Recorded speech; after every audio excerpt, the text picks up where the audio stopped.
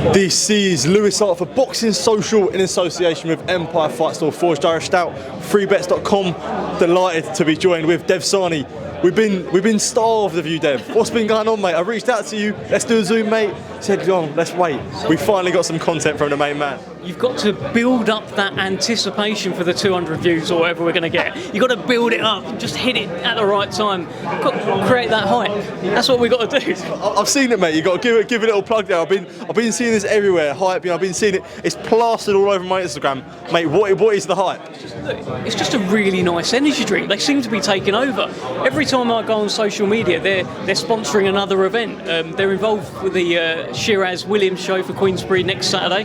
I think they might even be on this boxer show coming up, this Buatsi Aziz one. What they are is a really tasty energy drink, and they've sent me a crate, and I'm getting through it, and I love it. Well, they've got to get you through these next sort of 2 months because it is stacked. Lots and lots to talk about. We will start, I suppose, 10 days' time. Hamzah Sheeraz takes on Liam Williams in the real acid test of his career. We didn't get it on December 2nd, we've got it now. The anticipation is built for a massive fight on February the 10th. Acid test. Acid test. That is exactly the term, Lewis Hart. Well done. Look, is Hamzah Sheeraz that guy?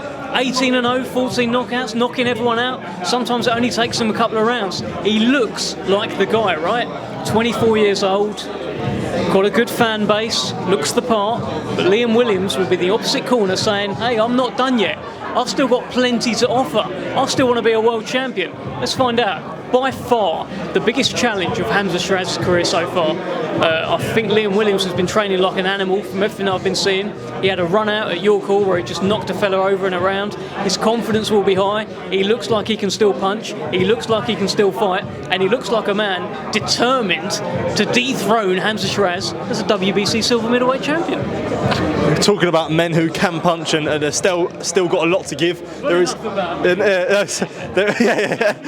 a man on the undercard, the beast from the east, Anthony Yarde. He is back out February the 10th, and from what it's looking like, it could be a massive year for Anthony. Hey, let's hope so. The fella that he's fighting is no complete slouch. You'd imagine Anthony Yarde will do the business, will keep busy, get another knockout for the highlight reel. That's what we would collectively hope. But I think right now he's in a great position. I think he is cemented as the #1 light heavyweight in this country. He's the biggest name light heavyweight in the country. He's the best light heavyweight fighter in the country. And he's one of the best light heavyweights in the world. He's just in an era where there's some absolute monsters at the top of the division that they need to fight each other so we can figure out who the #1 is, and hopefully that happens. I'd love to see Yarde against Callum Smith or the winner of Buatsi Aziz. They feel like natural fights. It won't just be me saying, let's do that. It feels pretty obvious. And it's always good to see Anthony Yarde back in the ring, knocking a man out, and I'd imagine he'll be doing that next Saturday.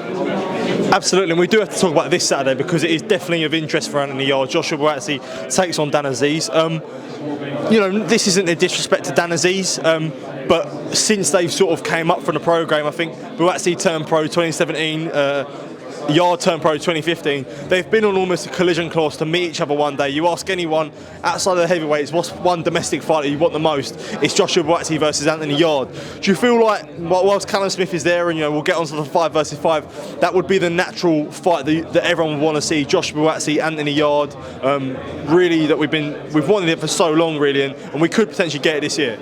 Hey, we could. Everyone does want to see that, but I can't imagine Dan Aziz wants to see it. I think Dan Aziz wants to see himself against Anthony Yarde. It feels like Yarde seems to be like the prize being dangled. He seems to be that's the fight. I mean, he's been talking about the fight as well. He's been getting interviewed a lot as well by Sky and by everyone. But Dan Aziz is a real player in this. Dan Aziz has come up on the blind side. I know Buatsi had all the amateur pedigree, hasn't really put a foot wrong as a pro, but while all that's been happening, Dan Aziz has just been coming through, looking like Marvin Hagler, pulling off upset wins, going away from home, getting dramatic knockouts, and he's got a lot of momentum right now behind him.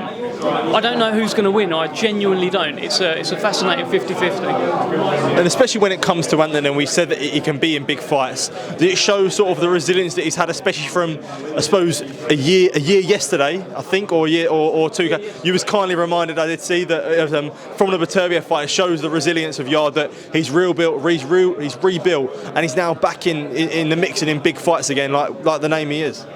Look, what we learned within the last week or so, we watched Callum Smith against Beterbiev.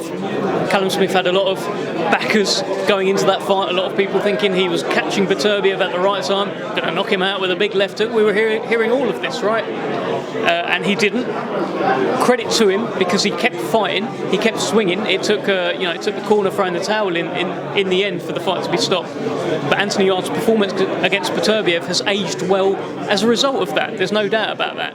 So, I don't know what the question was, but Anthony Yarde's great. I can't wait to see him fight again. Absolutely, and well, ticking on the topic of things that surround Anthony Yarde, and definitely things that surround Hamzah Sheeraz as well. We saw the Queensberry versus Matchroom 5 versus 5 get signed, get announced. We've wanted it for, so it's something that hypothetically everyone's wanted it for so long. I remember there being a teaser poster a couple of years ago from Frank's team. I can't remember. I think one of them was Buatsi Yarde, but I can't remember all the sort of names. But I suppose maybe one thing on the poster this time, maybe a Dev Sahni against Frank Smith or something like that. I've no interest in fighting on that show, sadly, for anyone wanting to see me get filled in. But no, me and Frank Smith are getting on. We're in a good place. I like him. He's got a good dry sense of humour, so I've no intention of smashing his head in.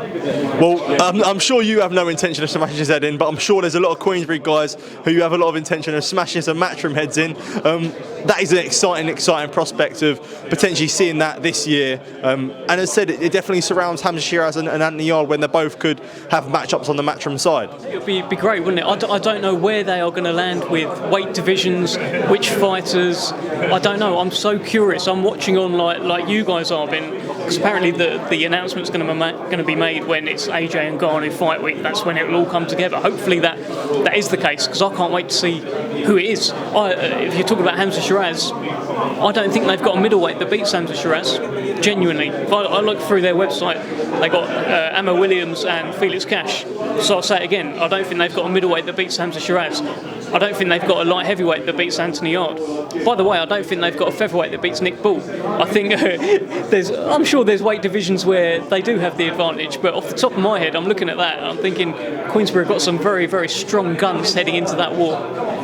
Absolutely. I suppose we'll go on to another topic. Tyson Fury versus Oleksandr Uysk is 2 weeks away now. It's edging ever closer. The excitement's edging ever closer. We did see a little leaked face-off actually. Unfortunately, it did get leaked. I'm sure the anticipation for that would have been nice. As it goes, more and more excitement, and I suppose more and more flip-flopping of whatever side you're on, whether you're Fury or Usyk. Wait till you see the promos start landing. I think that's going to start ramping up in the next sort of week or so. So much anticipation. It is history. First undisputed champion since 1999. First one this century. It's an unbelievable fight. Sometimes these fights elude us as boxing fans, but we are finally getting what we want. And they're not damaged fighters.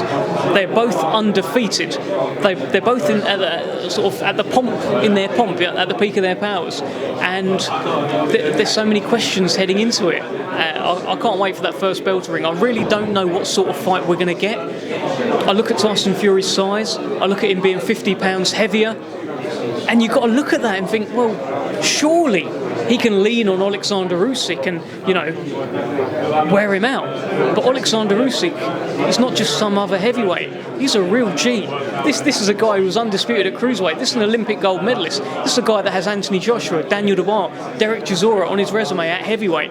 He's a serious fighter. So, unbelievable fight, and I can't wait. Funny enough, what do you make of criticism that's come from the undercard?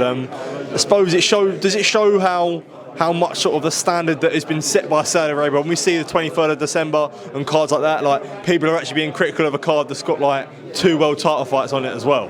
Look, I don't think the undercard has been formally announced just yet. I think there's been a couple of things that have been like leaked out there, so I don't really know. The 17th of February one. Yeah, I don't think it's been formally announced yet, but we'll see. I'm sure it'll be full of great fights. Another one that is full of great thrillers is AJ Ngannou that we do have to talk about. And as I said, just like Fury had, AJ's probably even more now got everything to lose because we know what Ngannou's capable of. I suppose for yourself, are you excited for that fight? We're seeing what Ngannou can do when it compares to top level boxers. Absolutely. But Tyson Fury tested the water for Anthony Joshua, it's turned out.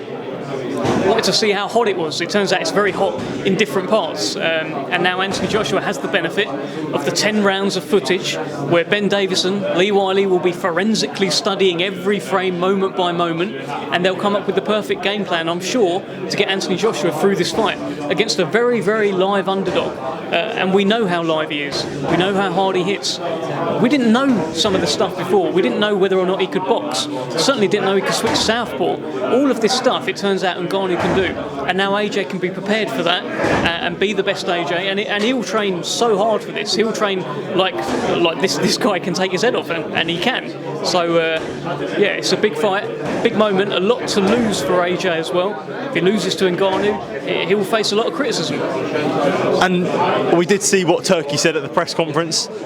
Do you really think that, I suppose on AJ's side, it could be a semi-final to a potential undisputed, a potential shot at maybe Fury or Usyk? Do you think that there is serious potential in that? You heard what His Excellency said, and it tends to be whatever he says goes. So when he's got a plan, when he's got a vision, he can make these visions come true. So if that's on his mind, I'm sure he can make it happen.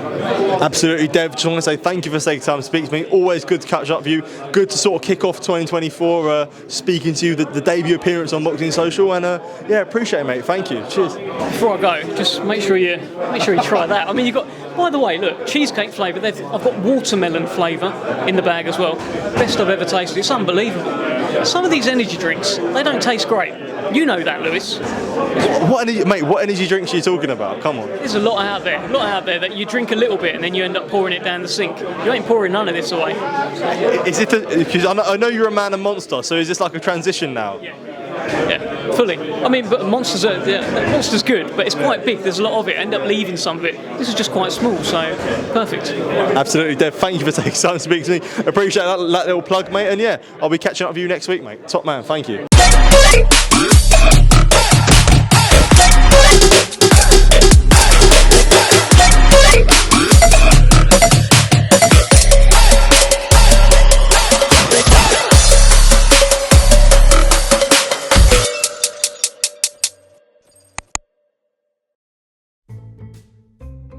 We need to think of a new advert for freebets.com.